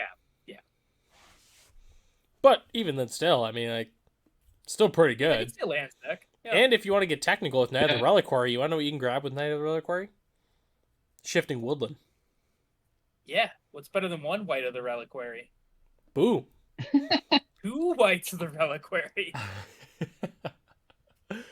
But I don't know. Obviously, we're gonna have to just, you know, play things out, and we'll see what happens as like the Modern metagame unfolds. But like, I don't know. I think if there's another ban, like the next ban, it's probably just gonna be Grief. I mean, I can't believe it's made it this far. That's kind of where I'm at too. Like, it doesn't need a lot more reason for them to axe it, and I think Tower's a good enough reason. I mean, but it really like it would need to prove that it's a problem again, though, right? Because after kind of the fall of Scam, it hasn't really been that big. Scam is not as good as it. It's still good. Scam is nothing compared to what it was. Agreed. Exactly, and it's still good. It's still annoying. So, yeah. Right. Still annoying, but it's not like we need to solve a problem in this deck. It's still the most played deck, if I'm not mistaken. I'm going to check the Modern metagame right now. I think that's Zoo, isn't it? I think it's Zoo. Number 1, Rakdos Scam at 15.2%. Nice. Zoo is 3 at 9.1. Oh, okay. Well, I just think with Scam, like I feel like this could potentially be Wizards of the Coast thought process. They're like, okay, so we're releasing this Modern Horizons 3. They've even said that they don't want to shake the format up because of Modern Horizons 3. They have the Pro Tour coming up. They want to see how things play out. So I think what potentially could happen is MH3 comes out, all these cool new cards enter the format.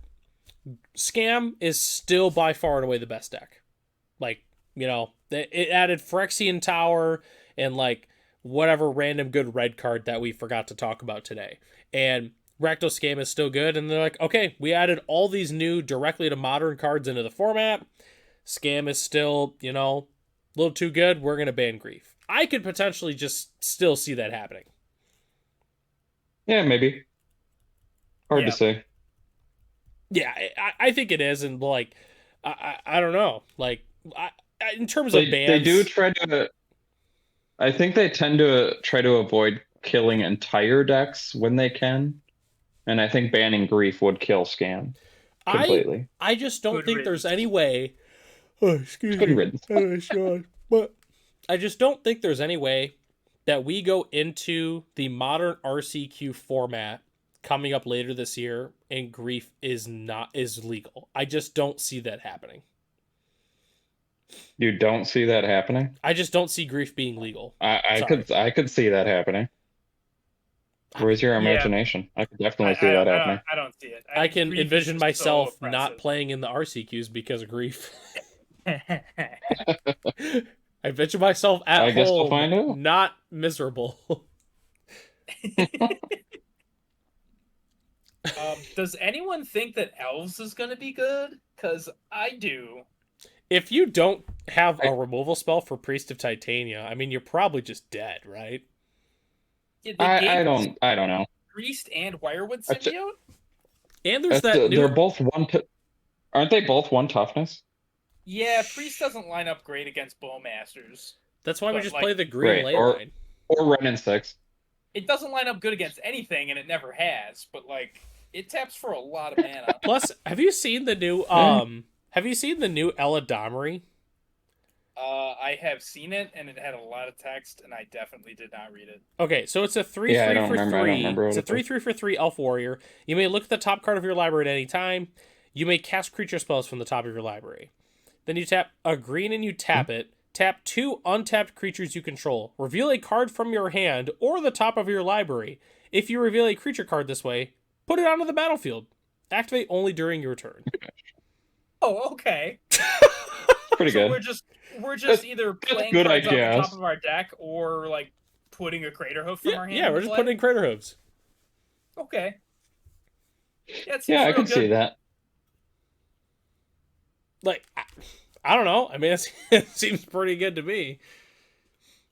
Yeah, I like, think, we had a we guy in could our see- local meta who just like always played elves, and I mean it wasn't great, but it was fine. And with Wirewood and Priest and maybe this new Eladamri, like that's a lot of stuff. And we have Kyrian Ranger from Yeah. MH2. Yeah, people forgot about that. Yeah. I mean, we could see it come in and kind of beat up on the slower like combo decks and Okay. stuff like that, but I think it's gonna have a hard time against the So, hear me out. We play removal heavy elves. deck. We play elves. Yep. We play a white splash for the white flashback one from Innistrad. It's the Glimpse of Nature, but it's for Yeah, I know what you're talking but it's for about. white. And then we also are just playing like Surge of Salvation and like stuff like that. I don't know. Yeah, I was gonna say the white flare, but there's probably not enough white creatures to make that No. work. And we're not Johnny. gonna play the green Yeah. player, but yeah. Johnny. He's Yeah, I mean, also we playing could. Johnny. You're gonna control a lot of creatures. I'm just trying to think. But like, then you have okay, to sack the Johnny itself. obviously the legacy elf deck is based on Cradle, Natural Order, and Glimpse, and those cards don't exist in Modern. But pretty much Yes. all of the elves they play, outside of maybe like Birchlore Rangers and Findhorn elves, do exist in Modern. Right. Yeah. I guess there's no Allosaurus. too. Allosaurus Shepherd, yeah. Yeah, we can live without that one. Yeah, but who counters spells in Modern? That one's pretty good. It is pretty good, but like with the new Eladamri, I think you just do that. Also, no Green Sun Zenith. Can we get Green Sun Zenith back? Yes. I'm gonna say no. I really don't like. I think it'd be Green Sun alright. I like it. I mean, I'm all for it. Great. Yeah. Yeah, obviously. Give me some Yeah, good Look, shut if up- you could, shut if up, you is could it, player? only Green Sun for dinosaurs, it'd be fine. I'd be fine with that too. I know you would. They should have just given us natural order. How about if it could Yeah. only how about if it could only Green Sun for dinosaurs or Dryad Arbor? No, I don't like. The biggest problem with Green Sun is that it gets Dryad Arbor. It's fucking annoying. It's like, why do you have a 0 mana? Like, it's an elf and it's also like your finisher. That's why it's annoying. It's just a toolbox. It's too good. I mean, we already have Quarter Calling. Yeah, but you're not like getting a mana dork on turn 1 with Quarter Calling. That's true. Like, Green Sun just is another copy of Llanowar Elf, and it's also your Trader Hoof, and it's also your Reclamation Sage, and it's also your Priest of Titania or what have you, your engine. It's everything. I get it. The card's good, but we're talking about a format that also has a lot of other good cards. I just got a pop up. I agree. I just got a pop up saying it wanted me to update, and I was like, nope, we'll wait. Update right now. You know what? Okay. End of that podcast. I got to update.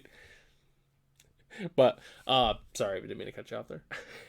Yeah, I don't know the Green Sun Zenith, like, it's borderline, but I prefer it on the ban list. I think Wizards of the Coast reasoning behind it was Dryad Arbor, but also just the shuffle. Which, I mean, imagine that. Like, all right, I'm gonna crack this fetch land, cut. All right, I'm gonna Green Suns, cut. Oh, and I also grabbed a creature that has a shuffle effect. Shuffle. But if we got Green Sun, then we could really put together Nick Fit. Yeah. Yeah. Also, Green Sun Zenith technically requires you to shuffle twice. That's why it's the best for slowing down the game. Oh, That's yeah. True, yeah. I love it. I would, honestly, if they banned Dryad Arbor, I would be fine with Green Sun Zenith. That's fair. I just want both. I'd be on board. Honestly, it'd probably be fine, but I don't think they're gonna randomly just change it up. Like, all right, we're gonna ban Dryad Arbor, we'll unban Green Suns now. We're all right with this. Like, I think they kind of made their decision for the most part. Yeah. But all right, well, I guess we all kind of agreed on the same thing here in terms of like the modern format and then what it's gonna look like with potential bans and such like that. Because I mean, like, yeah, I don't. We'll see what happens, but I think maybe grief, but other than that, I really don't think there's going to be anything crazy for the most part. So, but personally, I'm excited. I think it's going to be good. I think it's going to be a good format. I think it will be too. It's going to be, for the most part, healthier. It feels more like MH1 than it does like MH2. Yeah, minus Hogak, yeah. Yeah, with some notable exceptions. I think a lot of it, and we'll see what happens, obviously, with the format going forward. But I think there's a chance that there's gonna just be like a lot of brewing going on in the format. Like like you're gonna go into modern leagues and you're gonna play against Buried Alive Phoenix and then an Omnath pile, and then you're gonna play against Cats, and then you're gonna like, it'll just be like the Brewer's Paradise kind of thing, Yeah, there's a lot of good engines that, are worth exploring, even if they don't work out. Right. Which I think it's going to be a little bit tougher in paper, just because with what the current prices look like in MH3, like, I think not as many people are going to be as enticed to brew unless they already have like it's like, oh, I want to play Raw Storm. I already have all the Storm pieces, so you just, you have it. Or like a Johnny, for instance, like, all right, well, I've already got, the Zoo Shell. I just got to get the Johnnies. But like some people, it's like, okay, well, if I want to build this really weird Grist deck, like, oh God, I got to get my fetch, obviously, like your normal staple cards, but it's like, oh, I'm going to need Bowmaster, and I'm going to need this, and that kind of thing. Yeah. But I mean, I guess get into modern. Just, you should have already been on the train, Yeah. Just play modern. I mean, modern is it's a great format. It definitely is a different format. And I think especially with right now, I think now's a good time to get into it. A whole bunch of the fetch lands just got reprinted. Actually, exactly half of them. I mean, like, it's MH3, so it's not like you have to worry about another Modern Horizon set anytime soon coming in and warping the format, So, like, I mean, realistically, like, if you're not really into Modern and you're thinking about getting into it, I think now's a really good time to do it. Yeah, here's the moral of today's podcast. Everybody set down your Pioneer decks, Pioneer sets, and start playing Modern. That I I don't think you're disagree. gonna get a lot of support for that on this podcast. I think Pioneer's pretty good. I think I mean oh god, we'll have to talk about this on a different video. But I think that my only issue with Pioneer right now is I feel like for instance Modern, you can go to a big Modern event and there's so many different decks, and there's a lot of deck diversity, and it doesn't feel like even like the tier 1.5 decks are really far behind the tier 1. You know what I'm saying? Like, there's a lot more viable decks in Modern than I feel that there is in Pioneer. Like, I feel like Pioneer, I think there's about like 4 to 5 really good options, and then the rest. Yeah, pretty much. That's really my only gripe so far, honestly, with Pioneer. I think Pioneer is a very good format, but at least with top level Pioneer, I think that's really the only issue. But I think like FNM level though, I mean, to be fair, I think FNM level stuff, like, not talking about like crazy high competitive spiky FNMs, I think Modern and Pioneer FNMs are fantastic. Like, just with like the different amount of decks that people like to bring, and because the thing is with Modern especially too, is people are going to play what they have, regardless of if it's super good. Like, Jund, for instance. Like, oh, I've had Jund for 100 years. Like, I'm going to keep playing Jund. I'll update it as time goes on, but, like, I have Jund. I have Tron. I have insert random, Modern deck. Like, that's what I like about Modern, is people will play the decks they have. Like, there's obviously the metagame, but people are like, okay, well, I have Omnath, so I'm playing an Omnath pile. Yeah, for sure. So, and I think what's kind of cool too is I feel like with Horizon sets a little bit, like obviously MH2 is a little different, but it seems like with Horizon sets, it brings in a lot of new players into the format. Like I remember MH2, like before people really caught on to the evoke elementals being like just ridiculously crazy. I remember there being so many new players coming into the format. Like, cause people were like, oh my God, the fetches are $15 a piece, and I mean, like, I can play like this, whatever random card. I'm gonna build a Thrasta deck, or I'm gonna play. I want to build Merfolk with Sveilun or something.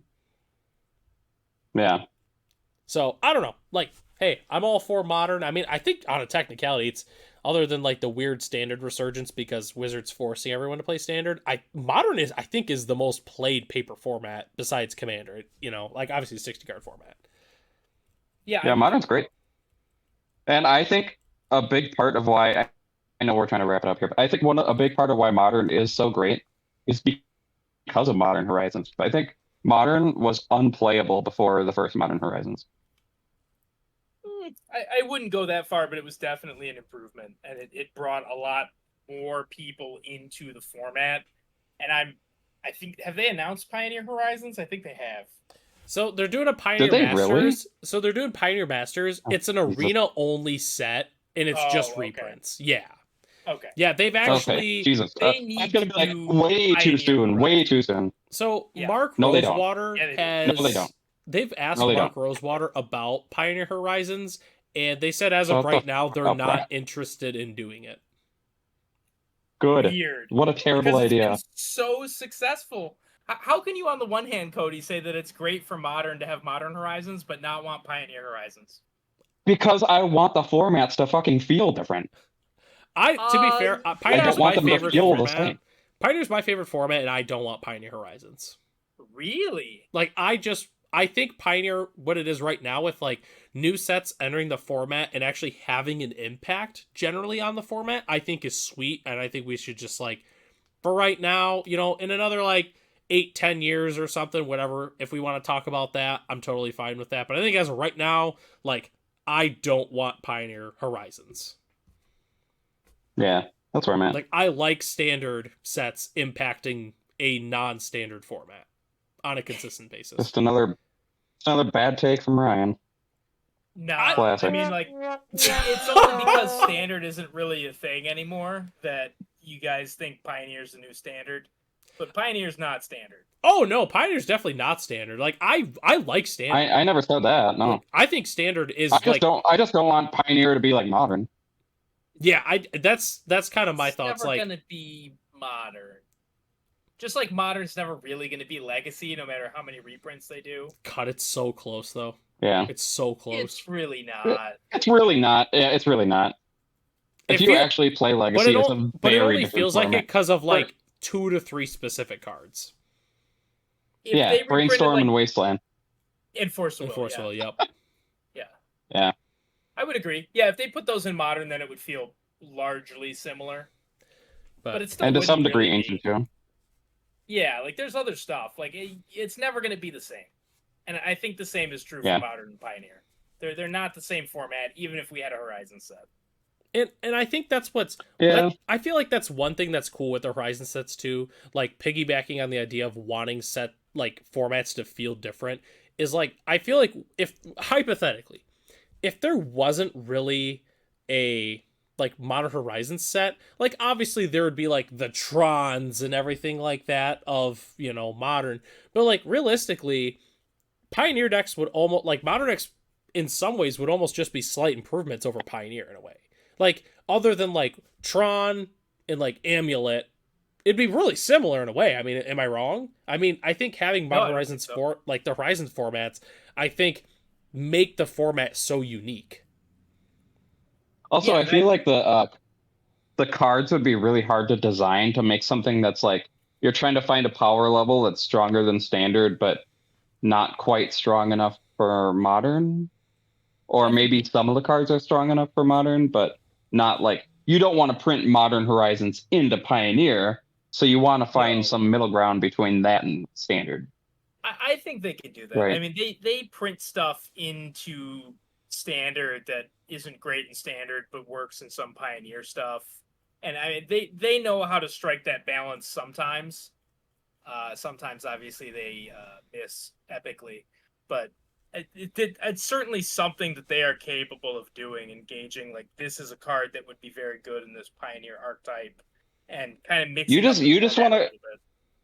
You just want a card in Pioneer that says Storm on it. I would love that. Yeah, but I don't. They won't do that. They won't do that. And again, like there are things they just won't do. Like they will never do that. I don't think they'll ever put Affinity in Pioneer. Like they could put like Weather the Storm. They could put Weather the Storm into Pioneer. They could, yeah. Yeah. I don't know. Never say never. Some of the stuff that they print is like, whoo-wee. Like, you know, I mean, especially with, like, I mean, they're not just going to flat out be like, all right, we're doing Frogmite and Bird Enforcer in Pioneer. I don't think they're ever going to do that. But, like, no, you know, I mean, they're introducing why not old playables into the format. You don't think they'll put a 4-mana 2/2? I mean, I don't know.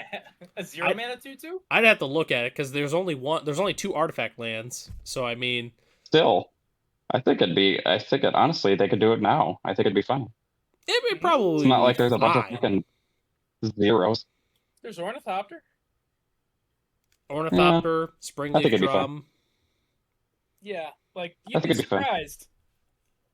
I mean, you can still. I mean, there's still going to be turn 2 Frogmites. I guess. Sure. I guess I wouldn't want to see it alongside Synthesizer. So oh God! Yeah, I guess I agree. I agree in that sense. Yeah, I'd be like, man, Standard's sounding great.